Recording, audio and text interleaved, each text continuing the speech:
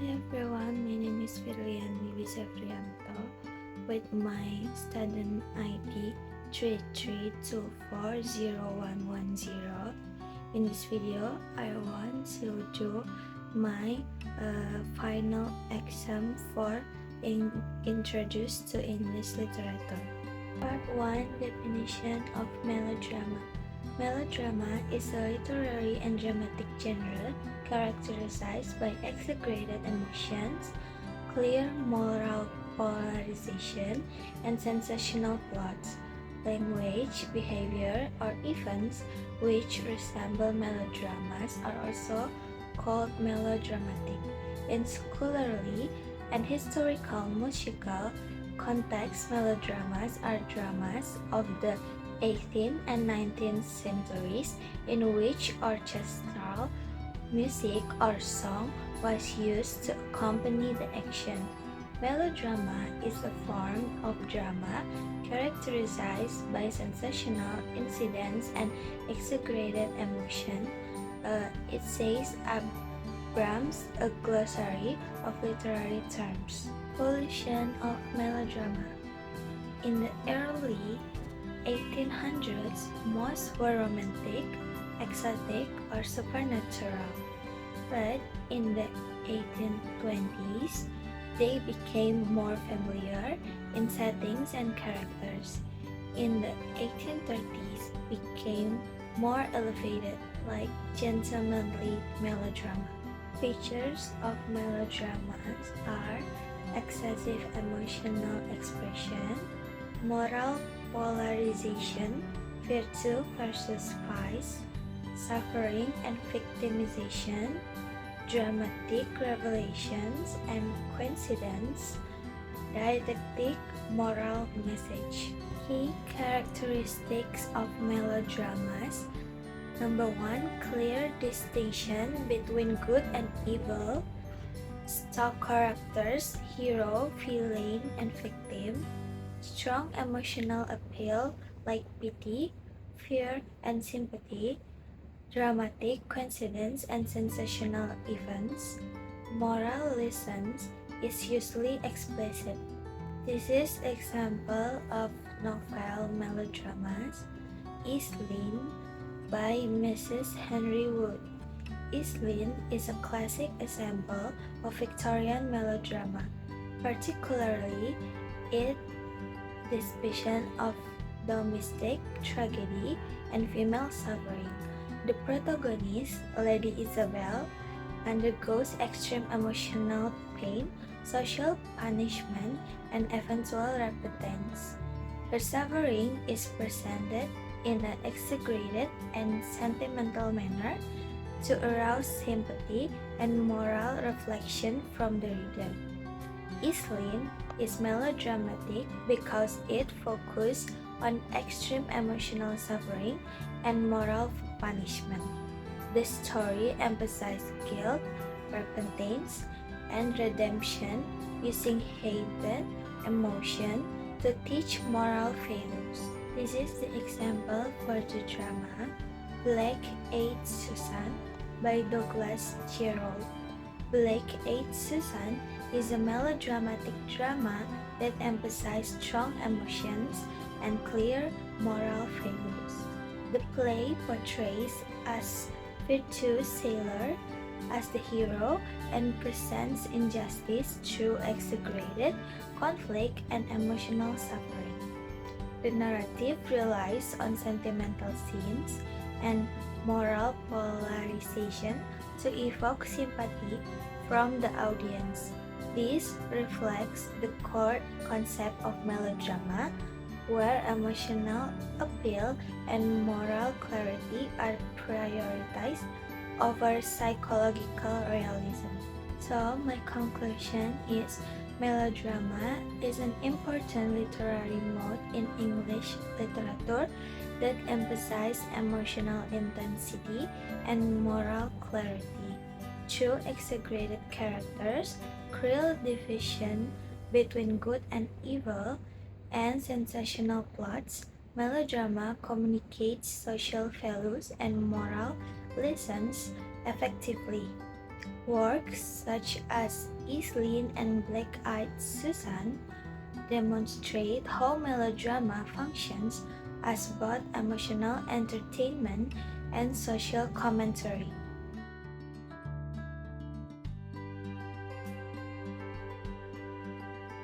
Topic number 2 is science fiction movie. Concept of science fiction. Science fiction is a genre that presents imagining worlds based on the scientific or technological possibilities. It explores the relationship between humans, science, and the future. Rather than predicting the future, science fiction reflects present concern through speculative narratives. According to M.H. Abrams, science fiction uses imaginary scientific developments to explore human experience and social issues. Main features of science fiction movies are futuristic and alternative settings, advanced technology or science, speculative imagination, conflict between humans and systems, ethical and philosophical questions. Social function of science fiction is science fiction movies often express fears and hope about the future, such as environmental collapse, technological control, and human survival. By imagining extreme futures, the genre comments on current social realities. This is the example of science fiction movie. Interstellar represents science fiction through its focus on space travel and scientific theories. The film explores humanity's struggle to survive and the emotional consequences of scientific exploration. It used futuristic science to reflect concern about environmental crisis and human responsibility. Science fiction elements of this movie is space exploration and advanced physics, future survival of humanity, scientific theories such as relativity. Another example is The Great Flood. The Great Flood fits the science fiction genre because it goes beyond a simple disaster movie. The narrative includes advanced scientific concepts such as artificial intelligence research and simulation that are used to explore human emotion and survival strategies. The film used the speculative scenario of a flooded Earth to raise questions about human survival, technology, and ethical responsibility, which are core concerns in science fiction. The science fiction elements about this movie is futuristic post-apocalyptic world threatened by a catastrophic flood. AI research and advanced technology are central to the plot. Human struggle for survival tied to scientific experimentation. So my conclusion about science fiction movie is science fiction movies are an important genre for understanding how literature and film respond to scientific and technological change. Through imaginative settings and speculative ideas, science fiction explores human identity, ethics, and the future of society. Films such as Interstellar and The Great Flood demonstrate how science fiction functions as both entertainment and social critique. Part 2. Analyze drama. Number 1 is Othello. The social context, Renaissance Venice, a society marked by racial prejudice and patriarchal values. The cultural background, racism against Moors in European society, the psychological factor, jealousy and manipulation, and the moral values is honor, reputation, and obedience. The genre is tragedy. Othello fits the tragic genre because the protagonist is a noble figure who falls due to a tragic flaw, jealousy. The evidence is Othello murders Desdemona and later realizes his error, leading to his suicide, and the ending results in death and irreversible loss, a key feature of the tragedy. Number 2 is King Lear. The social context is patriarchal authority and feudal loyalty, and the cultural background, monarchy and inheritance. The psychological factor is pride and blindness to truth. The moral values is justice, filial duty, and human suffering. The genre is tragedy. The play depicts the downfall of a king due to hubris, and the evidence is Lear disowns Cordelia for her honesty. Lear descends into madness, symbolizing moral and social collapse. The deaths of Lear and Cordelia confirm the tragic resolution. Number 3 is Macbeth. The historical context, medieval Scotland and kingship. The cultural background is supernatural and witchcraft. The psychological factor is guilt and paranoia. The moral values is ambition and loyalty. The genre is also tragedy. Macbeth is a tragic hero whose fatal flaw is unhacked ambition. The evidence is Macbeth murders King Duncan, violating moral and natural order. His guilt leads to madness and tyranny, ending with his death. Number 4 is Hamlet. The social context is royal family and political surveillance. The cultural background, Renaissance humanism. The psychological factor, melancholy and moral doubt.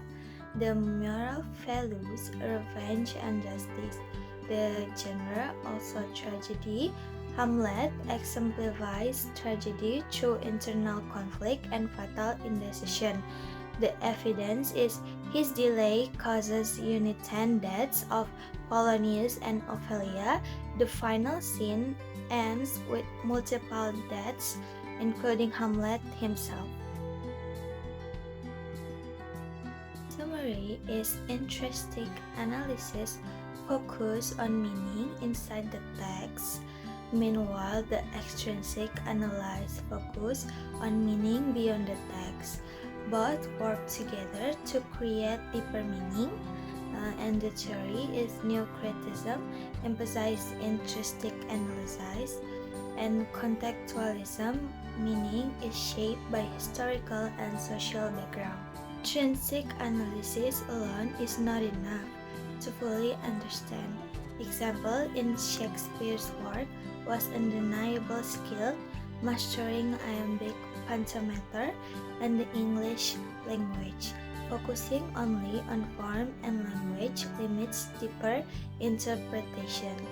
The presentation emphasized the value of extrinsic analysis, which considers historical context, scientific theories, philosophical ideas, popular psychology, and the author's background to gain richer understanding. It also critiques Shakespeare's originality, pointing out that many of his plays were adaptations of early stories like Hamlet from Hamlet, Romeo and Juliet from Brooke's version, and overall, the arguments suggest that Shakespeare should be critically examined, not idealized, and that context is essential for meaningful literary analysis. Intrinsic versus extrinsic in literary analysis. Literary analysis is the process of understanding a literary text more deeply, examining how meaning is created, interpreting themes, characters, and language. It focuses on what the text says, on how it conveys meaning. The intrinsic approach analyzes elements inside the text itself, such as theme, character, plot, setting, language, and style. The text stands alone without outside influence. The extrinsic approach analyzes literature using external factors such as author's background, historical context, social and cultural condition, psychological or philosophical theories. Meaning is influenced by context beyond the text. Difference between intrinsic and extrinsic. Intrinsic approach focus on the text only, analyze literary elements and ignores the external context. Meanwhile, extrinsic focus on context, use outside theories or history, and connects text with real-world factors. Example is Romeo and Juliet by William Shakespeare. The intrinsic approach. Using the intrinsic approach, the analysis focus only on elements within the text, like the theme of tragic love is shown through Romeo and Juliet's intense emotion and impulsive action, and the characterization reveals how Romeo is passionate and emotional, while the Juliet is brave and determined. The plot structure leading from secret love to tragic death emphasize faith and conflict as central ideas of the play. The extrinsic approach in Romeo and Juliet. Using the extrinsic approach, the analysis considers factors outside the text.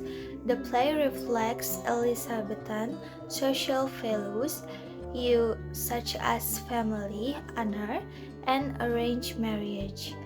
Shakespeare's historical context shows how young lovers had little freedom to choose their own partners. This approach helps explain why the conflict between families plays a major role in the tragic ending.